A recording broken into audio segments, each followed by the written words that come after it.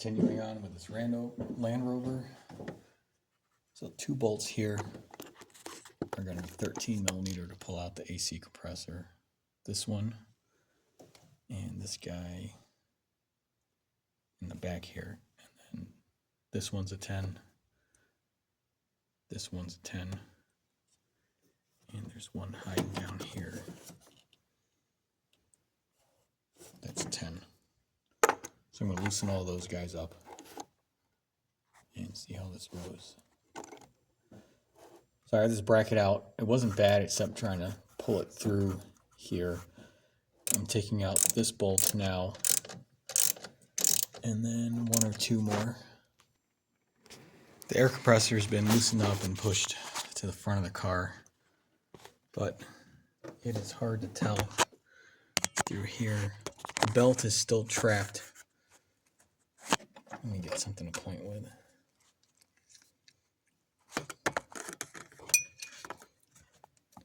Belt's still trapped on this lower pulley, and there's this item that's sticking out the front. I'm guessing it's some isolator, or maybe there's an electric disconnect for it.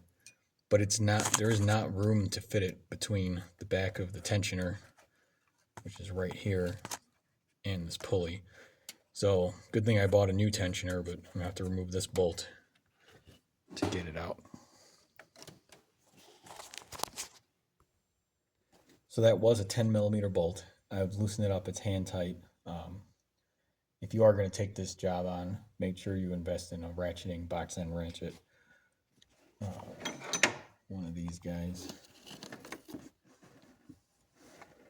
because this has saved me quite a bit of effort on a real frustrating job here. All right, just taking the last bit of this bolt out.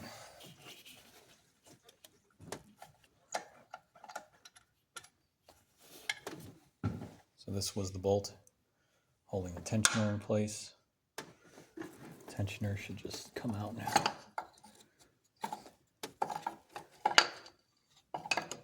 Note that there was this nub indexing it. This thing is filthy.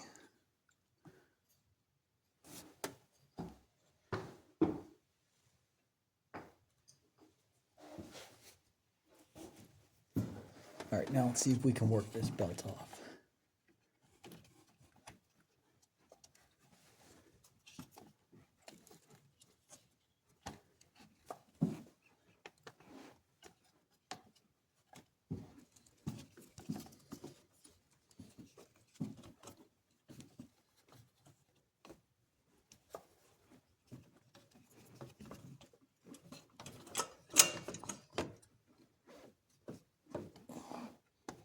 We need to come in at a different angle.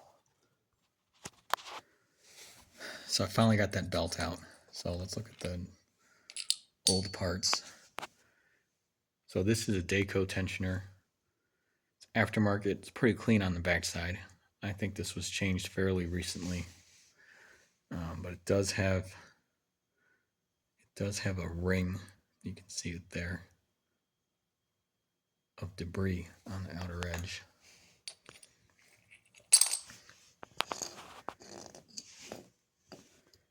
And then this tensioner, there's the brand there. It is the same thing with the Dayco pulley, same as the one I just purchased. So I'm going to assume that this was changed at some point as well. This thing is filthy. The pulley's got a gouge in it here. And then the belt is frayed. Trying to get the resume here. The belt is frayed, has a lot of horizontal lines on it, and I thought there was a chunk that was missing out of the grooves. One thing that was interesting too was there was one spot, let's see if I can find it here, on this pulley right here, where it's missing. It's actually a pretty sharp edge. So I'll see, I guess, if I can file that down. That was really abnormal. Here's some more. It's like a bolt or something got caught in there and spun around. I have no idea. Someone beat the crap out of this thing. So here's the new belt. I'm just going to try to route it as best I can here. And if you've never done it before, anytime you have a pulley that's smooth like this, that goes on that'll be on the smooth side of the belt, and then the pulleys that have the ribs will go on the multi-groove side of the belt. So I have the belt loosely routed.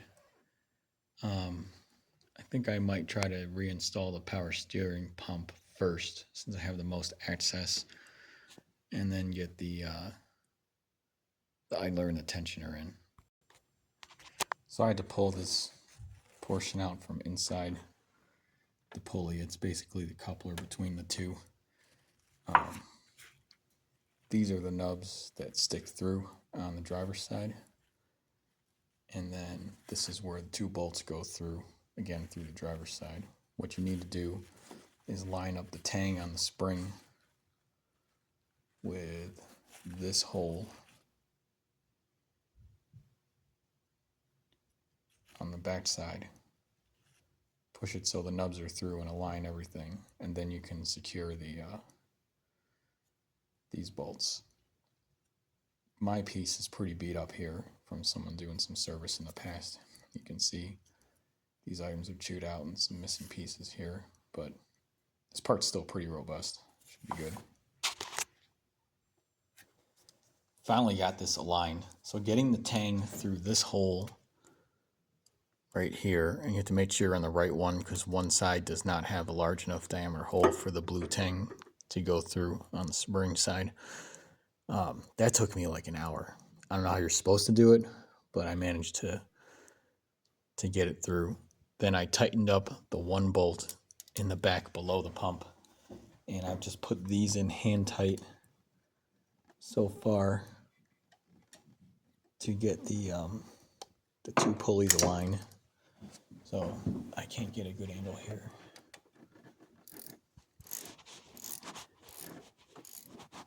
So I'll just tighten these up and then we'll move on to the next item.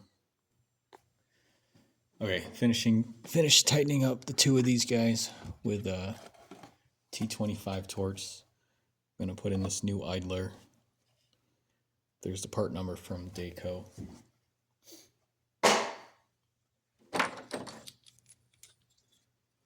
So I cleaned off this old washer and bolt.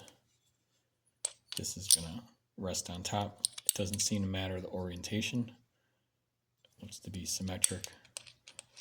And then this is a T40 Torx to tighten this up.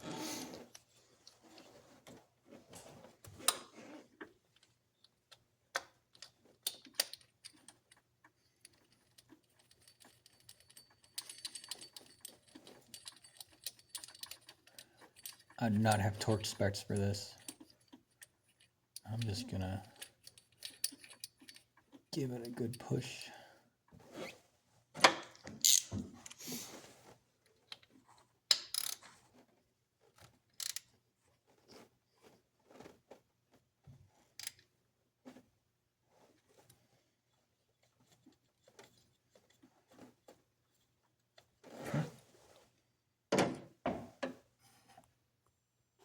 Here is the Gates tensioner that's going in.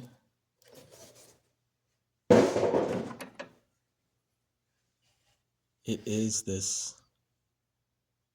Lightens part, Litens.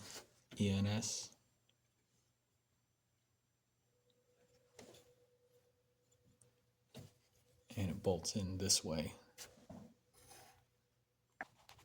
Again, reminder, there's this black tab on the side of the tensioner. That lines up right here where my finger is. Can't really see it. That little cutout there, right here. So I ended up having to remove the idler to come back over here to install the tensioner. And this is going to take a while. with a 10 millimeter. So I'll come back to that. All right, so it's difficult to see other than this release pin, but the tensioner is back in place, fully tightened. The AC compressor was shuffled back into place. There's some guide pins kind of that hold it, but it's loose. Power steering pump is still loose. So I'm going to start putting in some of the brackets and tightening this up and making sure I leave enough room to come back in and put that idler in. Well, I decided to get the tensioner in, or the idler pulley in while I could. I think that's good. Again, I don't have torque studs for any of this. So now I'll start putting some of these brackets back. So the power steering pump's fully secured. 2 bolts here on this bracket, 1 bolt down below here, 1 on the back side, 2 on this bracket. I did find that coming through here,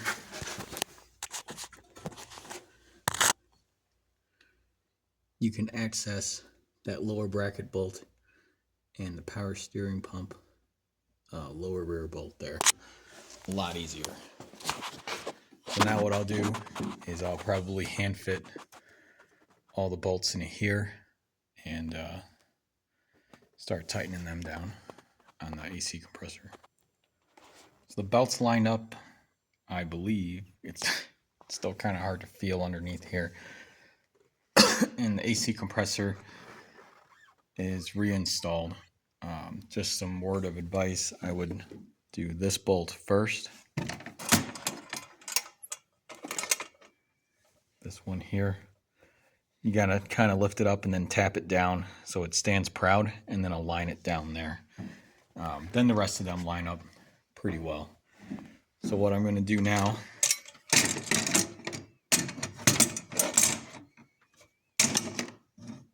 is pull the release for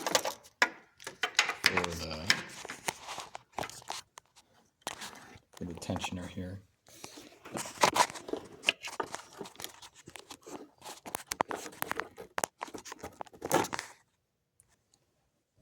So I don't have any specific tool for that. I'm just going to try to catch it at the end of a box end wrench here. There we go.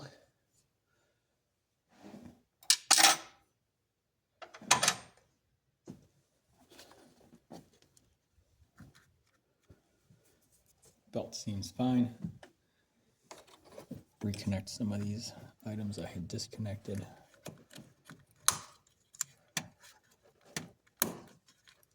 Okay. And I guess we'll start getting the battery back in. Plastic tray's been dropped back in. And then these 4 8mm bolts were secured. Note these 2 bolts because you'll pick off one of those 2 in order to use the battery tie down. Alright, the battery is in place. Bring this vent hose back in. And, let me pull it out real quick. That is how this secures. Note there's a tang at the back there in the corner. And you just tighten up with a 10mm. Tuck this vent hose back in. And now we'll get the battery cables set up.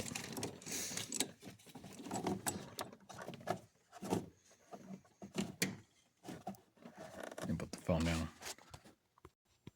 Alright, battery cables are in place. They've been secured with the 10mm socket, and these rubber grommets were pushed back in. Finally, we'll drop the airbox back into place. Hook up that sensor. Just make sure when you're dropping it in that these items line up here. Then you're just going to push it down, align it here.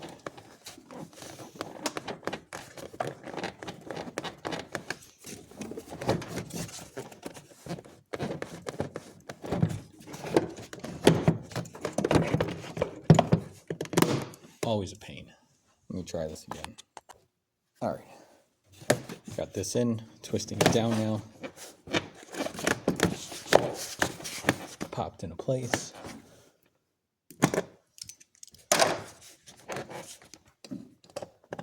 And connecting the sensor. In the back.